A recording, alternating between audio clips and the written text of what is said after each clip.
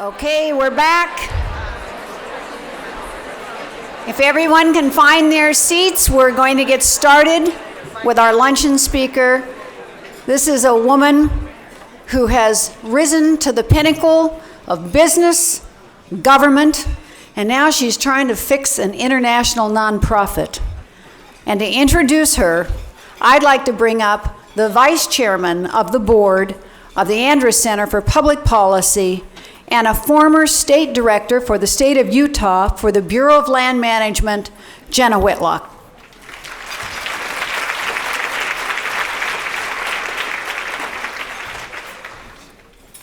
Welcome back. As Tracy said, I'm Jenna Whitlock, and enjoy being on the board of the Andrus Center, and retired just recently after a 35-year career with the Bureau of Land Management. Thanks. Yeah, it's good to be on this side right now. My father also worked for the BLM, and he had the pleasure of serving under the 42nd Secretary of the Interior, none other than Cecil Andrus. And I had the pleasure of working under the 51st, Sally Jewell. So I'm really honored to be here today to introduce her. If I were given just two words to describe Sally, I would say Renaissance woman. Just take a look at her bio and your program, and you'll see she's pretty much done it all. She started her career as a petroleum engineer for Mobil Oil Corporation, and today she's the CEO of one of the nation's most premier conservation groups, the Nature Conservancy. She worked for years in the private sector as a commercial banker and CEO of REI, but she was also in public service as Secretary of the Interior in President Obama's cabinet. And there she oversaw an agency with about 70,000 employees that manages about 20% of the nation's lands. So no small deal. Now, in Cecil Andrus's memoir, he quotes the poet Robert Frost in saying, "We shouldn't have to care so much, you and I." Andrus goes on to say, "But we do care, and we should. We care about the future of our region." Like Secretary Andrus, Sally Jewell really cares. She cared deeply about her 70,000 career employees at Interior. It's pretty safe to say that she was the first and the last Secretary of the Interior to hold an all-employees meeting in Monticello, Utah, southern Utah. If you've never been there, I can attest it's pretty much the end of the world. But, you know, it may have been late in the day, but she took time to meet with those employees. It's just one small example. Sally Jewell also cares deeply about the American West and the folks that live, work, and play there. On that same trip to southern Utah, on a very sweltering day in July, Sally will remember, in a very tiny community center in which we jammed about 2,000 very animated people. I watched as Sally extended a public meeting to 3 hours because people wanted to have their voice heard on the Bears Ears National Monument. So that was classic Sally Jewell, for sure. The great ones really care. So please join me in a warm welcome for this remarkable woman, Sally Jewell.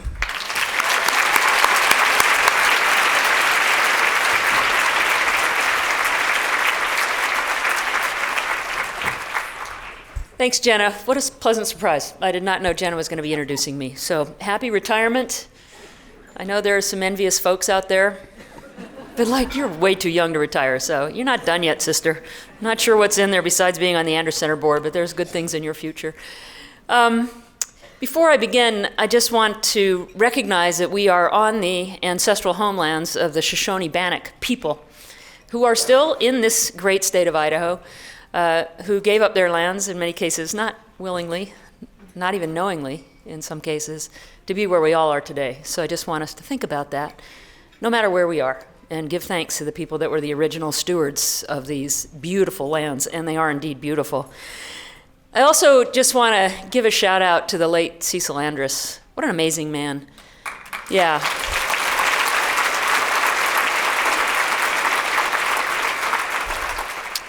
In order to break his record for protected areas, we had to go to the ocean.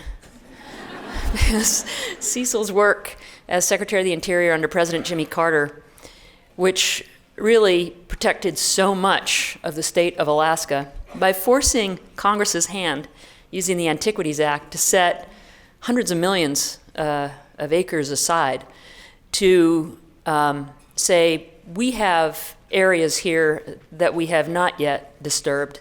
They should be national parks, they should be wildlife refuges, they should be set aside for subsistence for Alaska Native people.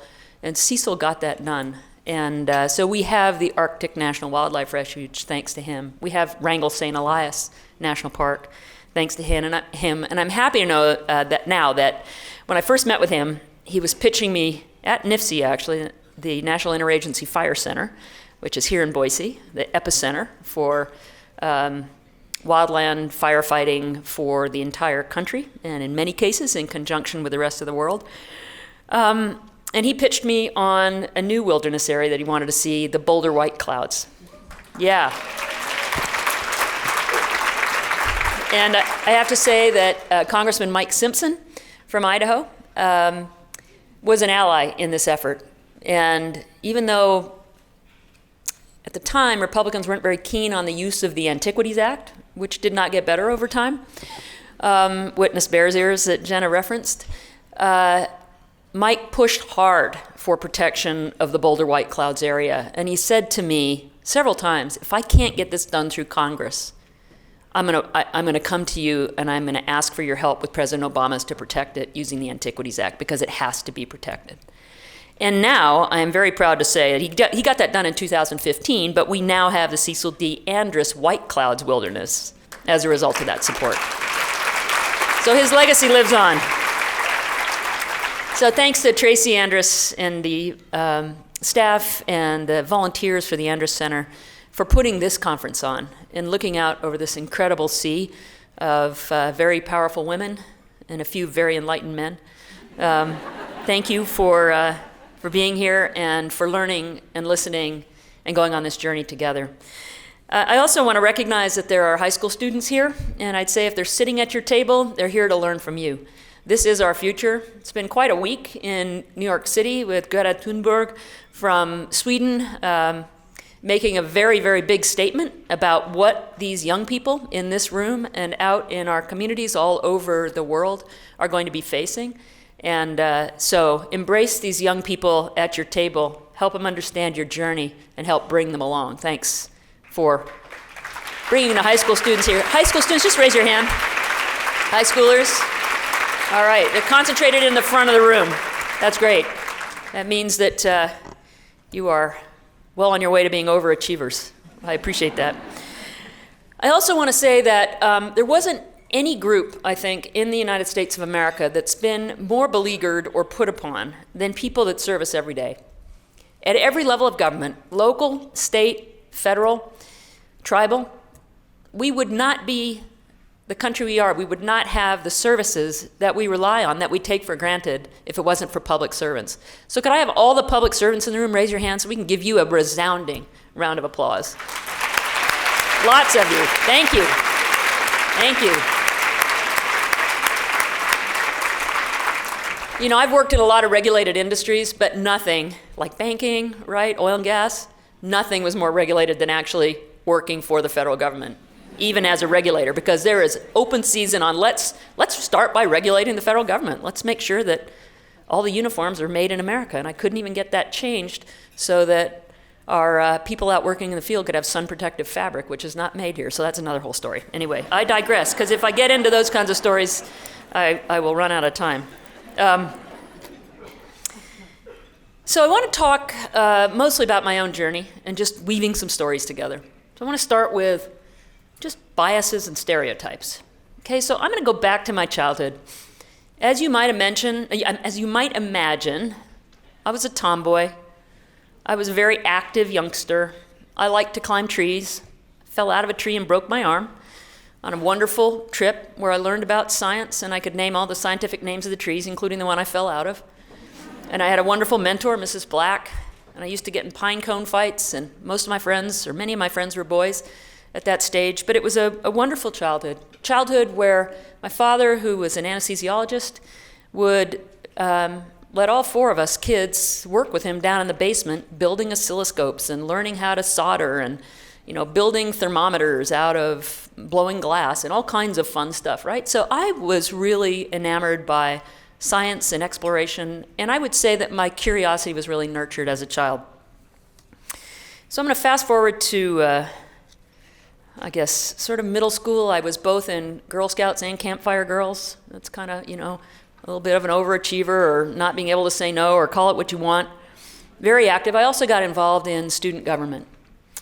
And I think I realized that as a human species, we are always looking for belonging.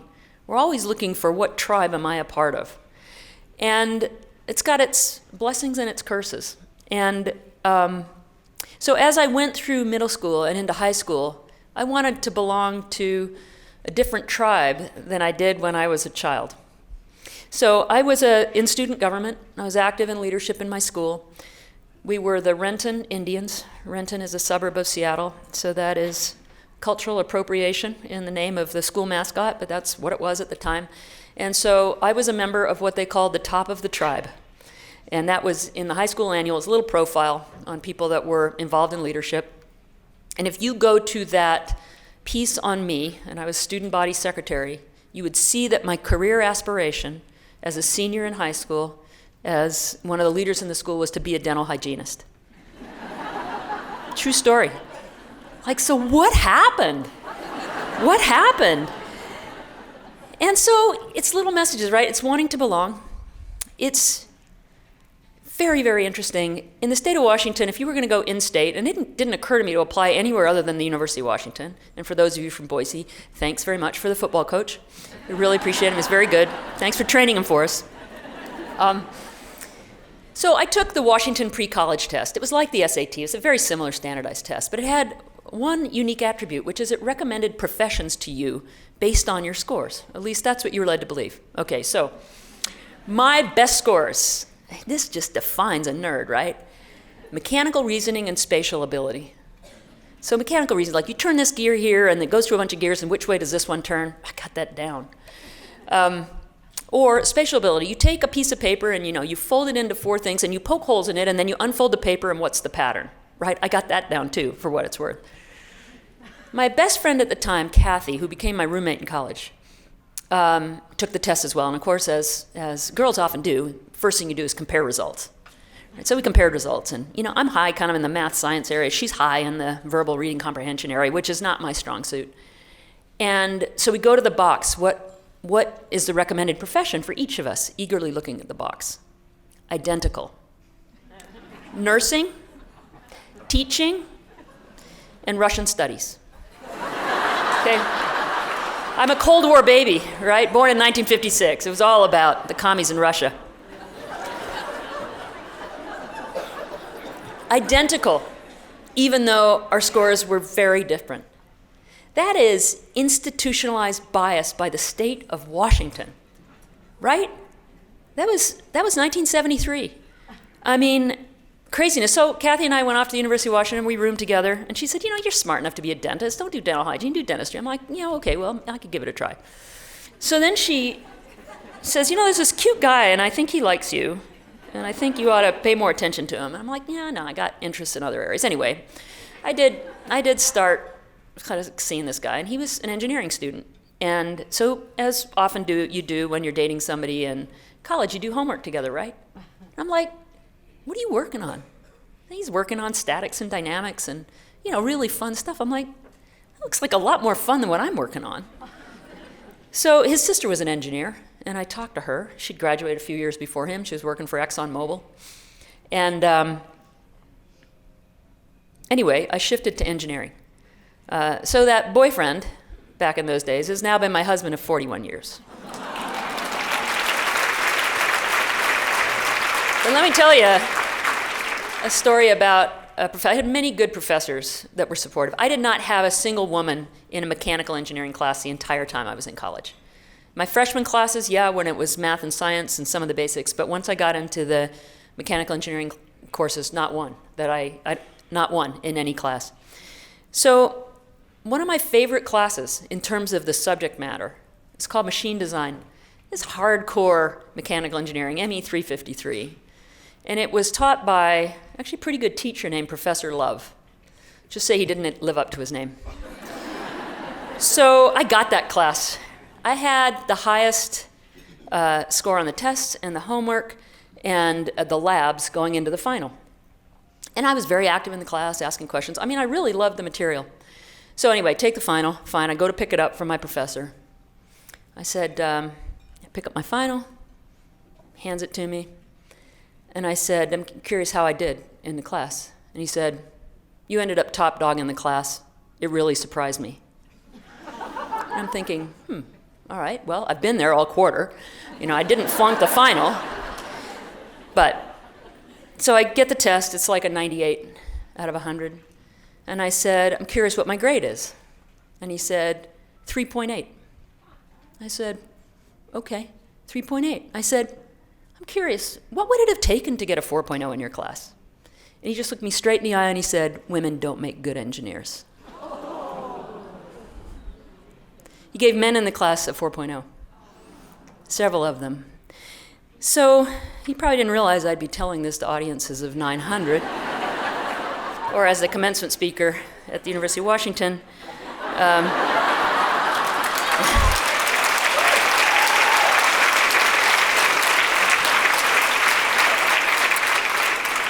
But my point in telling that story is not that there aren't some jerks out there that are going to try and undermine you. There are. But it's more, and this is pretty interesting, it's that I didn't leave his office saying, I'm pissed. I'm not happy with that. I deserved a 4.0. No. I left his office thinking, maybe he's right. Maybe I can do all the work, but women can't make good engineers.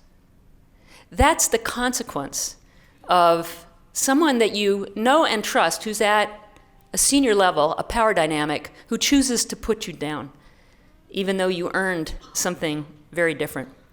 So anyway, back to my journey. So I got offered a summer job one year.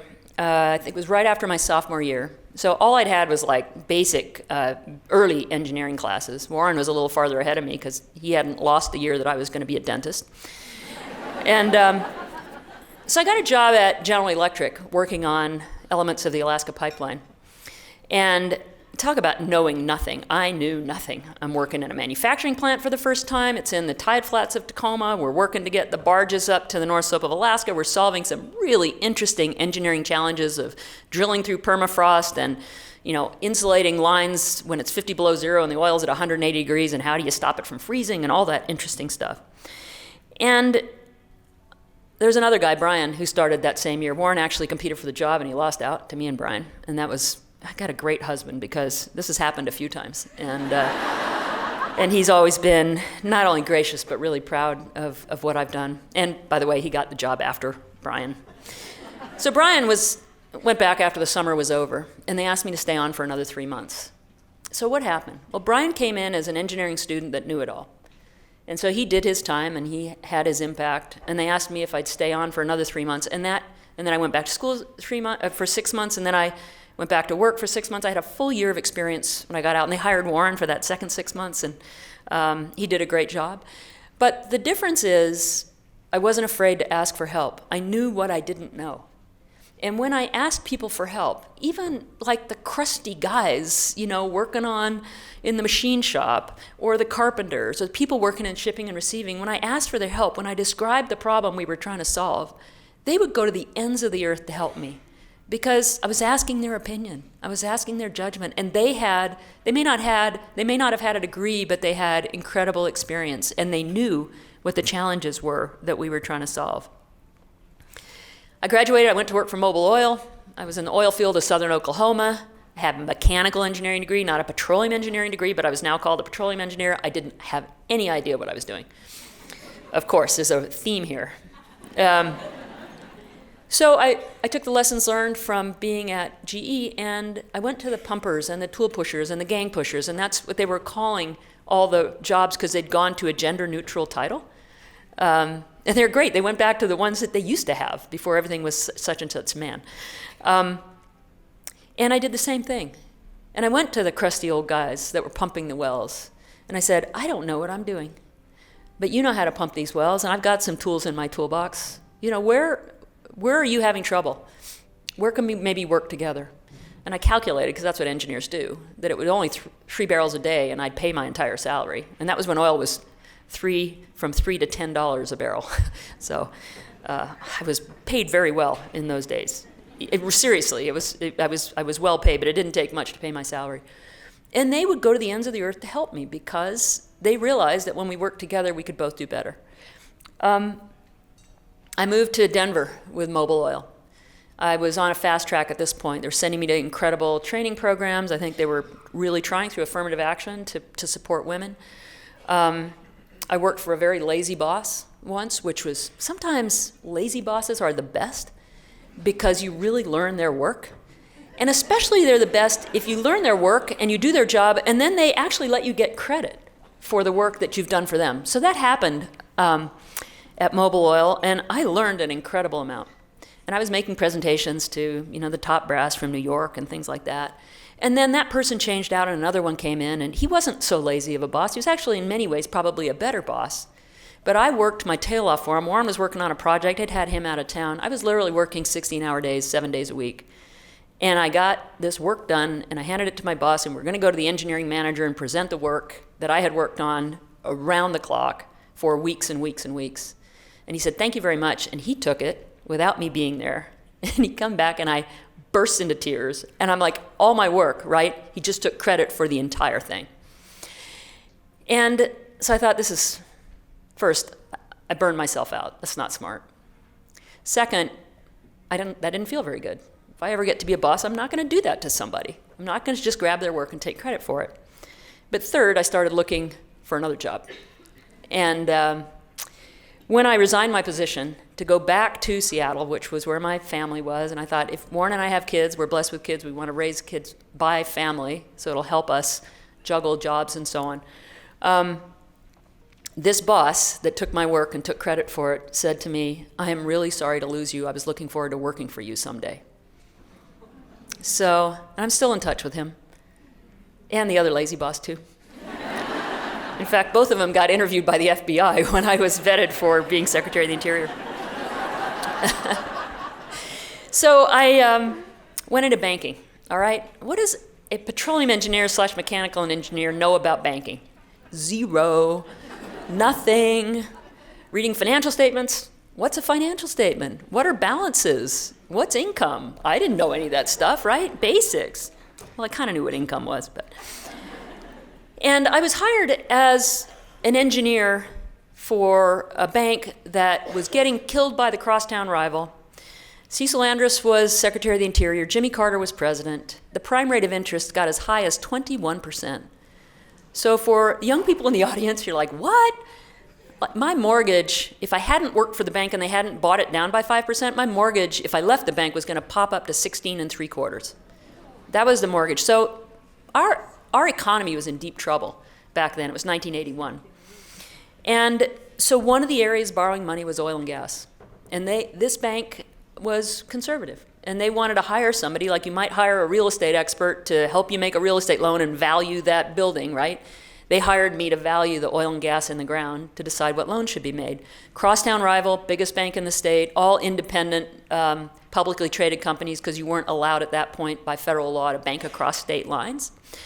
So anyway, I was just going along as a little engineer and reading reports and saying, nope, I don't think there's enough collateral for this loan. Nope, I don't think there's enough collateral for that loan. And they're like, what do you mean? I mean, Citibank's making this loan. They're offering us a $10 million participation. I mean, they know what they're doing. They got an army of petroleum engineers. It's like, well, let me think about it, but I don't think there's sufficient collateral. So I go home at night, and Warren was working for a company that was investing other people's money in oil and gas, having a similar experience, reading this stuff going, there's no way we can justify the amount of value that's being given to this oil in the ground. He went to his, we come home at night and we'd swap reports. It's like, would you check my math? Would you check my math? It's like, no, I come up with your numbers. Yeah, I come up with your numbers. We go back to our respective places, and I would say there's not sufficient collateral to justify this loan. And most importantly, the place I worked listened to me. even though they really wanted to make those loans and they really needed to. Place Warren worked for said, that's not your job. Your job is to approve AFEs, and he left on ethical grounds, and that company folded, taking $450 million of investor money with it. So, back to the bank. First, president of the bank, listening to a 25-year-old petroleum engineer, sort of against the judgment of many more senior people in between. So that's pretty extraordinary, right? So I had lunch with him less than a year ago and just said, thank you. Now that I'm 63, I look back at your willingness to take a risk on me at 25 and to listen to me was just, I just have to say, now I realize how unusual that was. And, he said some nice things about me, but that doesn't matter. It's still like, he had courage. And I didn't have courage. I just knew what I was doing. And I didn't know enough to kind of go with the flow, right? So basically, all those loans that we turned down failed. And they took with them some of the biggest banks in the country, Continental Illinois Bank in Chicago, almost all the big banks in Texas, multiple banks in Oklahoma, kind of an oil country, and huge impact on banks like the Bank of Montreal. So I then became kind of a banker, and I was working for Jim and Don. And I was saying, I'm kind of doing this. I was a player coach, hardest job I ever had, because you coach by day and then you do your job at night. So any of you that are kind of player coaches in your work, it's hard. It's really hard. And you want to be a good coach, and that's what you do during the day, and your work doesn't get done until you're doing it on your own. And I went to Jim and Don, and I said, kind of what's my future here? And they're like, you be a good girl, and, maybe you'll get a promotion by the time you're 40. And I'm 27. I'm thinking, this probably is not going to work for me. So I thought, I need to be better at banking. So I went to a guy that used to approve my loans, who was really smart and scary. And I said, I want to be your intern. I need to learn the business of banking if I'm going to be a banker. So he was contemplating that. Meanwhile, the president, John, has this concept that we have like almost no women at the bank that are in a pipeline for senior talent. It's time of affirmative action. We have to do something about it. He called me a Renaissance woman. I'd call him a Renaissance man. I mean, what an amazing guy. So he plucked me and one other woman kind of from the masses and gave us jobs, or actually encouraged executives to take us on. So I got asked to be the deputy chief credit officer of the bank, where Norm, the guy I was going to intern for, who I'd already talked to, had to bring his loans to me instead of the other way around. And I knew nothing.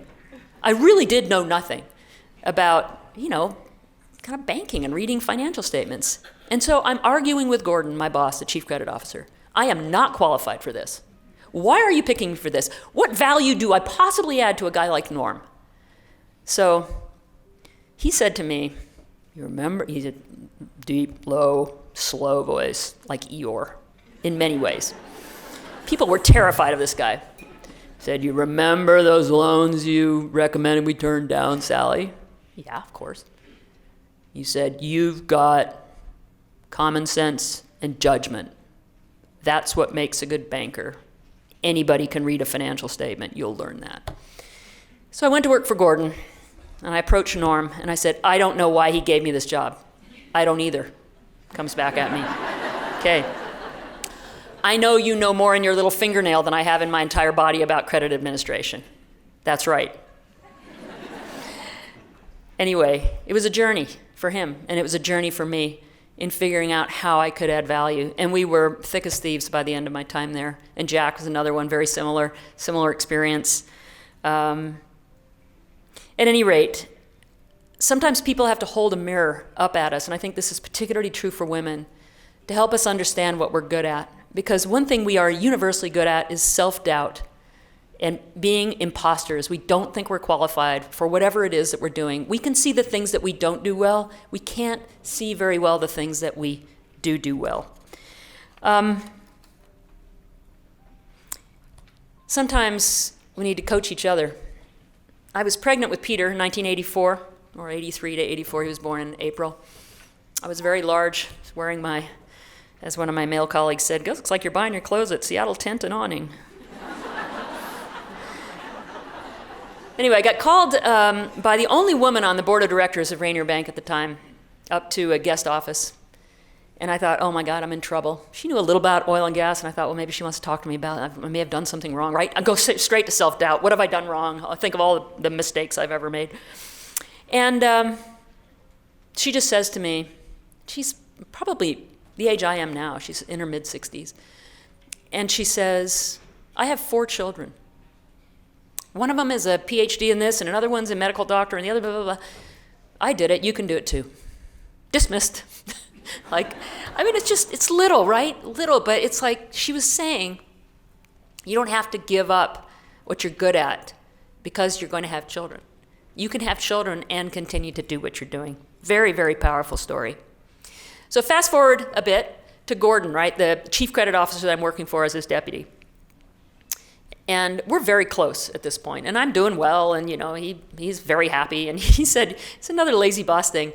He said, your job is to learn as much of my job as possible so I can play more golf. And he wasn't actually joking, but he was a great mentor and somebody I learned from. So one day, he's very comfortable with me. I've got 2 small children, daycare and preschool age. And so he says to me once, well, I say to him, I'm so sorry we lost, we'll call her Susie, a loan officer who went through the training program. She was just so good. I'm really sorry we lost her, but Susie chose to stay home with her child. So he says to me in his Eeyore voice, well, Sally, it's the problem with women. They just have babies and leave. So I looked him straight in the eye and said, let's examine that statement for a minute. I said, I have 2 children. I'm working my tail off for you. You appreciate the work I'm doing. And he starts to backtrack. Well, I didn't mean you. And I said, I want to make a bet with you. You give me 10 men and 10 women who started on the bank training program at age 25, and that fast forward 10 years into the future, I guarantee you will have more of the 10 women still working at the bank than you will have of the 10 men. So where did the men go? They could get a title faster. They could get a better office. They could get a higher pay. They could get a better customer base, whatever the motivation. So why is it okay for them to leave for that reason, and you're okay with that, but it's not okay for a woman to do one of the things that was very hard for me. One of the hardest things I've ever done is leaving my baby in the care of somebody else. Even though I think it turned out well for my kids, and I think it was the right decision for me, man, there is the world making you feel guilty about that. And Gordon just looked at me like, oh my God, I never thought about it that way. So you can be a coach. You can hold up a mirror to them to help your colleagues, your spouse, others understand bias. Yellow card. All right. Thanks. Another quick story. So I got promoted to executive vice president of the bank, first woman to ever have that position. I'm on the executive floor, the only woman that's not an assistant on the executive floor, feeling kind of the weight of the women of the organization on my shoulders a bit, like I've been given this amazing opportunity. I'm too darn young for it. I was 34 years old, really young. Children were young.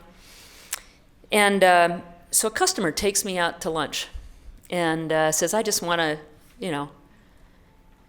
take you to lunch. I mean, it's amazing what you've done, and congratulations and all that. And I said, great. So now this customer, Frank, has been married 5 times. He's a deadbeat dad.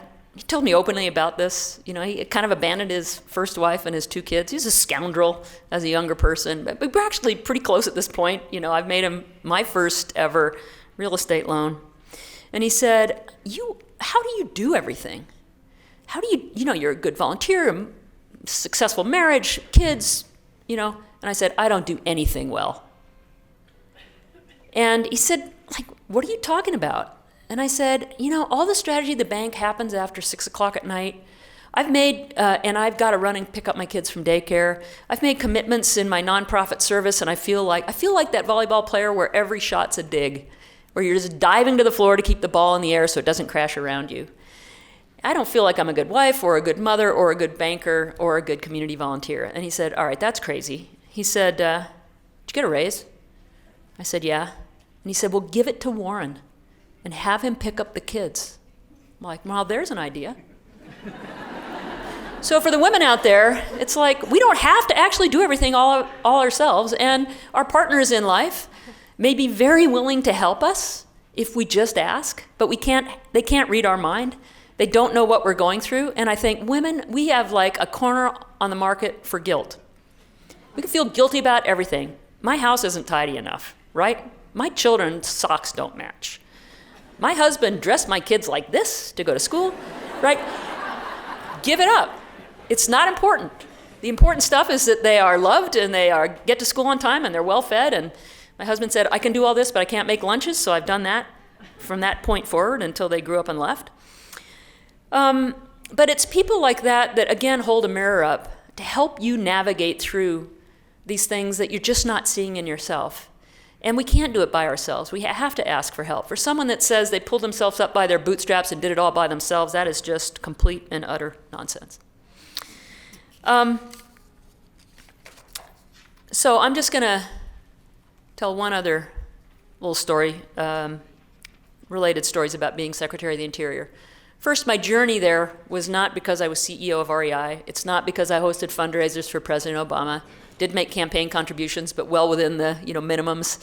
So it's not like I was a big donor. I got that job because of the work that I wasn't paid to do.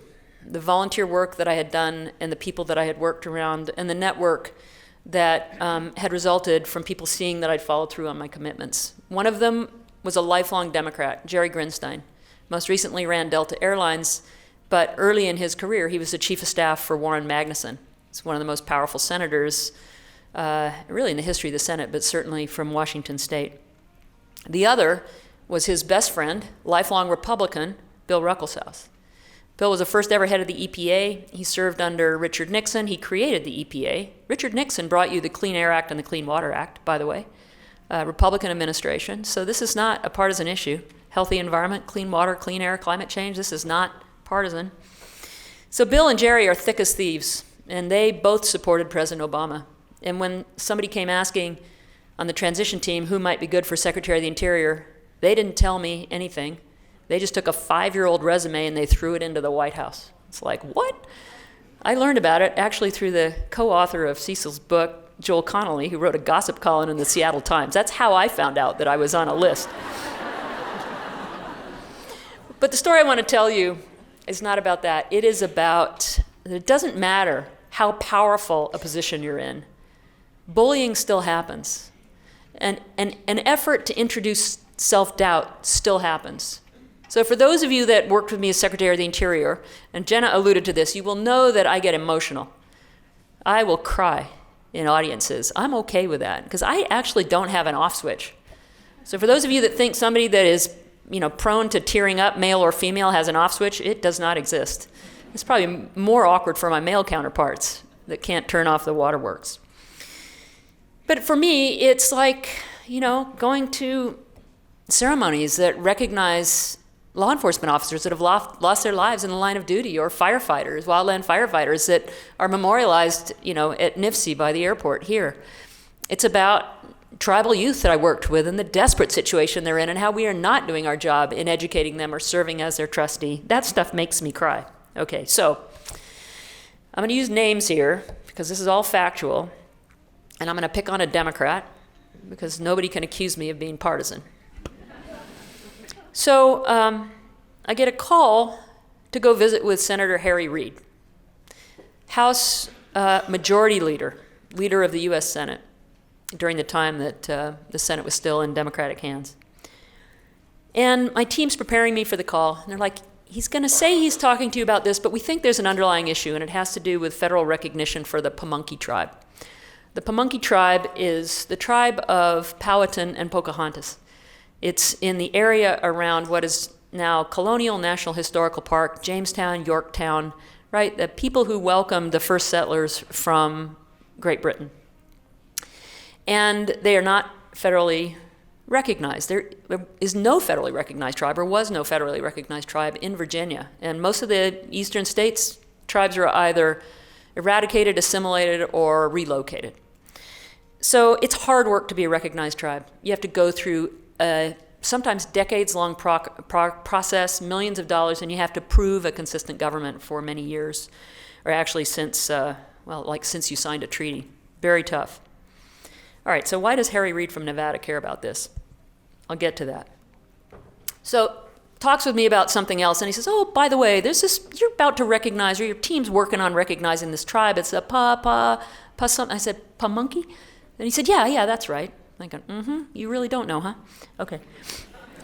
So he said, I'd like you to extend the comment period, public comment period. And I said, okay, why? And he said, I just think, more people would like to comment on it, and you need to give it more time. I said, okay, Senator, what do you have in mind? And he said, I'd like to see 6 months. I said, well, that's really a long time. That would be really conspicuous, but let me go back and ask, what's reasonable, and I'll let you know. He goes, okay, great, thanks. So I called back and I said, we'll give you 60 days for additional comments, and the team will work through its process. I don't think it was more than a few weeks after that, he asked for a meeting with Kevin Washburn, who's the Assistant Secretary of Indian Affairs. And it's in Kevin's jurisdiction to go through the process of federally recognizing tribes. Congress can do it. They can do what they want. But if you're going to go through the federal process, it's under Indian Affairs. He says to Kevin, I know you're thinking about recognizing the Pamunkey tribe. I also know sometimes your boss cries. If you recognize the Pamunkey tribe, I will give her something to cry about. I'm not kidding. I will give her something to cry about. That's one of the most powerful people in the United States of America at the time. Retired now. And, I got to hand it to him. He did some really, really important good work, right? But that's bullying. That's going to a woman, in this case me, and picking on one thing that he thinks he can get to me over, and using it to threaten a colleague who walked out of that office pretty white, didn't tell me about it, didn't tell anybody about it for a while. He was with Jeremy, who was taking notes. Jeremy's a good note taker. And so finally, my chief of staff, Tommy, had the courage to tell me about it. They didn't know how to approach me, right? They were just like wringing their hands. So Tommy told me about it. So as you might imagine, I was a little miffed. And I said, could you have Kevin come up? And Kevin, I'm sure, is just like quaking over this. Kevin is a great guy. He was the dean of the law school at the University of New Mexico. He's from the Chickasaw Nation in Oklahoma, is his tribe. He's now the dean of the law school at the University of Iowa. So he's a law professor. And I said, Kevin, 2 things. 3 things, I guess. 1, I'm sorry you were put in that position. 2, if your team believes that the Pamunkey tribe deserves federal recognition, I want you to recognize them as soon as that work is done. And 3, you are a law professor. Law professors teach case studies. I want you to take Jeremy's notes and your own notes and write this up while it's fresh in your mind for attribution, and teach this in your classes about an example of the legalized corruption and bullying that our system supports. Because right across the Potomac River, from where the Pamunkey ancestral homelands are, where they have a tiny pocket of land because of this federal recognition, sits the MGM Grand investment in National Harbor. $1 billion investment in casinos and so on. And so this was why Senator Reid from Nevada had any interest at all in us recognizing, or he would prefer not recognizing, a tribe in Virginia. Pretty extraordinary. So for a little advice, your perspective matters. You can better understand the issues that others face because of your shared experiences. So don't be afraid to share those experiences with others. Don't do it in a way that puts them down. Do it in a way that is holding a mirror up, that's helping them understand, just as people did to me about my own self-doubt, and just as I had an opportunity to do with people like Gordon, who just did not share that perspective. Don't be afraid to ask for help, like I did at every stretch of my career. By the way, when I was Secretary of the Interior, the advice I got was, you can't trust anybody in this city. You've got to bring in your own team. And I said, My own team is really great, and they know how to sell backpacks.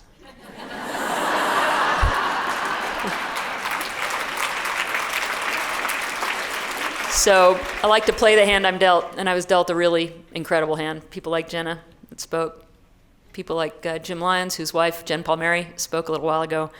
I might have shuffled the deck chairs around a little bit, but there was an incredibly talented group of people to work with, just as I'm finding now at the Nature Conservancy through, I'm interim CEO, by the way.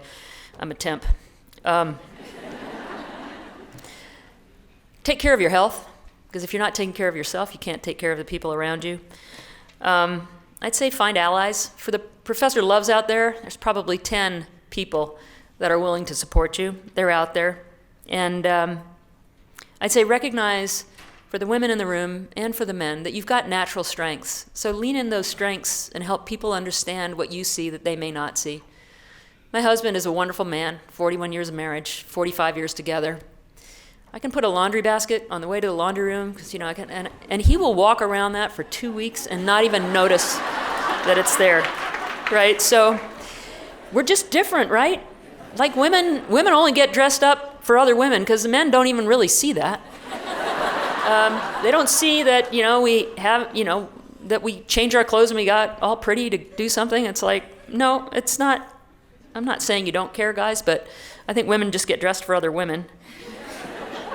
Anyway, I hope you have an opportunity to learn a lot from each other here. And I hope you make some connections here, especially with these young people that are here, to share your journeys. It's been a pleasure being with you today, and thank you. Look forward to questions.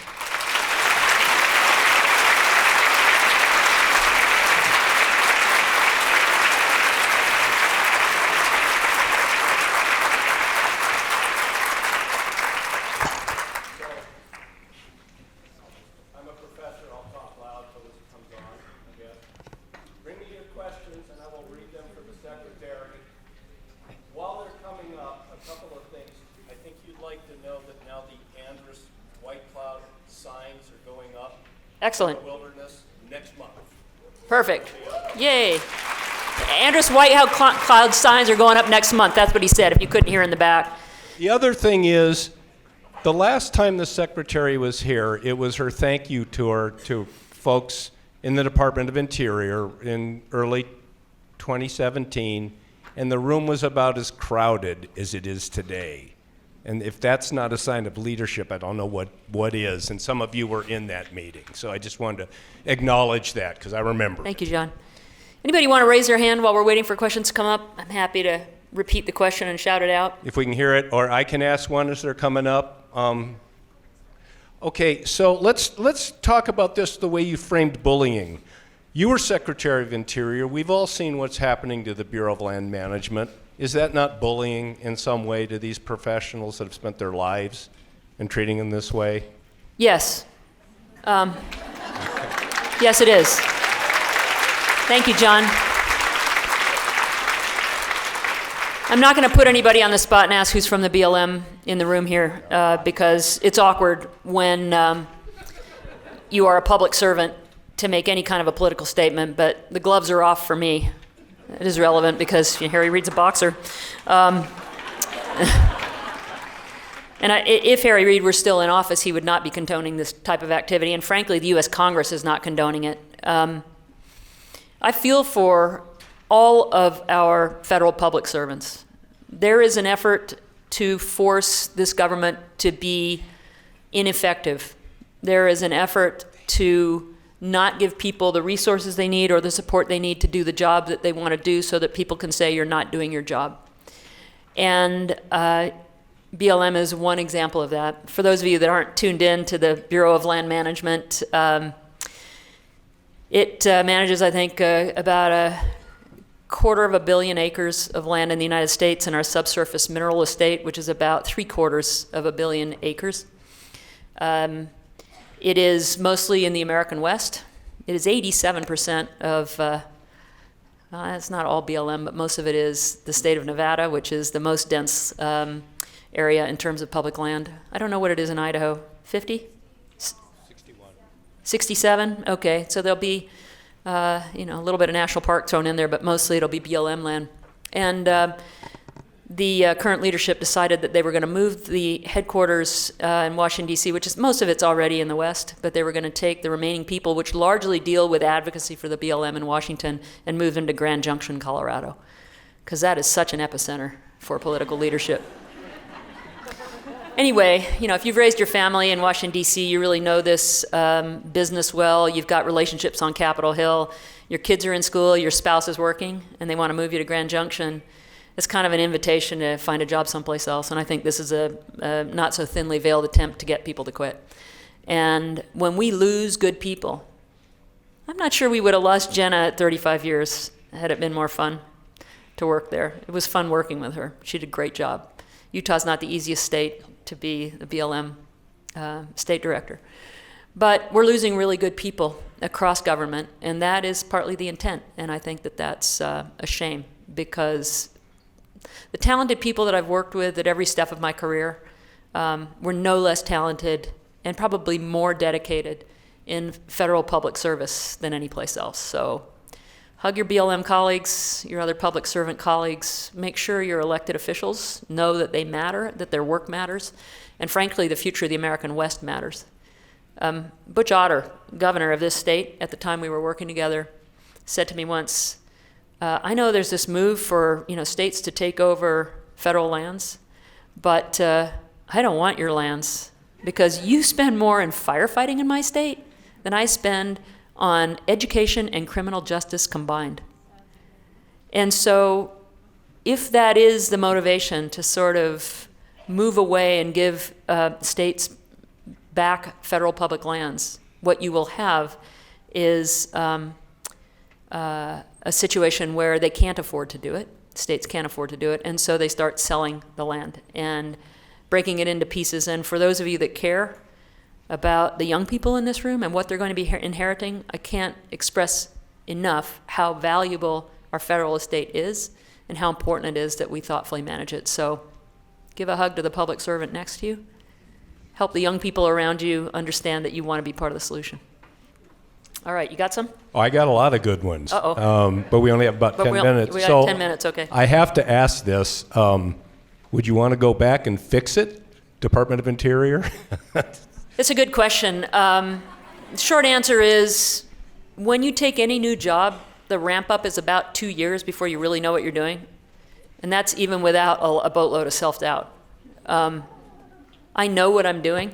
If there's any way I could help turn around what has been done in any position, even if it's advising out of a closet someplace, I would do it.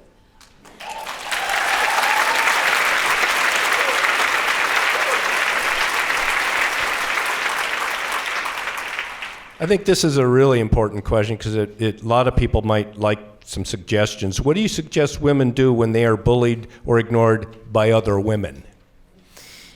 Yeah, it totally happens. It is not like, men have any kind of a corner on the bullying market at all. And I think that happens a lot. In fact, my daughter, while I was in D.C., it doesn't matter how important your job is. If something's messed up with your kids, you can't concentrate on anything at work, right? So my daughter calls me in tears, and she is not a crier. She did not inherit that gene from me. And she had a bully for a boss who was working for another bully, both women. She was working in a federal agency, IRS. And she said, I can't take it anymore, I'm going to quit. And she did ultimately quit. I convinced her that maybe she should wait and see if she could find a job so that, she didn't lose health insurance and she had a mortgage and all that stuff. That's what mothers do. But, at the end of the day, she did leave. And, these were women that I don't know exactly what their motivation was, but they made her life miserable. And I have not worked for very many women in my career, but like men, there are some that are good bosses and some that are bad bosses. I had one woman at the bank that I first met. She reminded me of this 10 years after the event, at an event that president of the bank, John Mangles, put together that was just for women, to encourage us to get to know each other. I was 1 week on the job. I sat down at the table. I introduced myself to people, so we were all introducing ourselves to people, and I participated in the conversation, right? Benign, sounds normal, right? She was really, Patty is her name, she was really mean to me from like that point for a decade. And so, at this point, I'm like an EVP, and Patty and I were talking about something, and she says, I haven't been very nice to you. And I said, I know. But I don't know why. Like, what did I do? I mean, I'm sorry. I just don't. And she said, do you remember that lunch that Mangels put on back in 1981? I said, yeah, actually, because I was like a week on the job. She said, yes, you were a week on the job. You were made an assistant vice president. You sat down at that table. You introduced yourself to everybody around the table, and you proceeded to participate in the conversation. I said, yeah?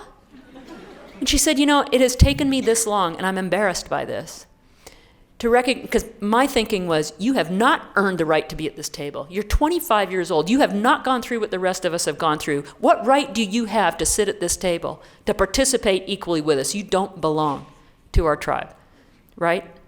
And she said, now I'm embarrassed by how I treated you, and I realize what I was seeing was a woman that didn't expect to be discriminated against. And so I think sometimes when women are bullies to each other, or men are bullies to us, it's a form of insecurity, right? It's a sense that we don't belong, and so we want to show it through power. And I'd say that, Harry Reid treated me really, really well, by the way, for the last few years. And I think standing up to a bully sometimes helps bring them around, but oftentimes it's, can you help her understand how you feel in a way where you can find shared space. And, if not, quit, go work for somebody that's not a bully. Life's too short to work for a jerk.